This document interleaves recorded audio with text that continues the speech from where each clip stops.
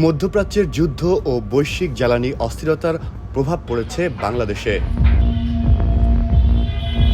এই পরিস্থিতিতে বিকল্প জ্বালানি উৎস নিশ্চিত করতে কূটনৈতিক তৎপরতা বাড়িয়েছে ঢাকা। ওয়াশিংটনে এক বৈঠকে বাংলাদেশের পররাষ্ট্রমন্ত্রী ডক্টর খলিলুর রহমান যুক্তরাষ্ট্রের জ্বালানি মন্ত্রী ক্রিস রাইট এর কাছে রাশিয়া থেকে পরিশোধিত ডিজেল সহ জ্বালানি পণ্য আমদানির জন্য বিশেষ ছাড় চেয়েছে।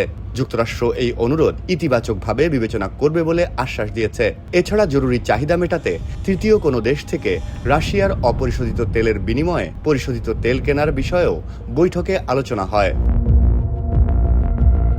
মার্কিন জ্বালানি মন্ত্রী বাংলাদেশের বর্তমান জ্বালানি সংকটের বিষয়টি স্বীকার করে বাংলাদেশের জ্বালানি নিরাপত্তা নিশ্চিত করতে মার্কিন সরকারের অঙ্গীকার ব্যক্ত করেন।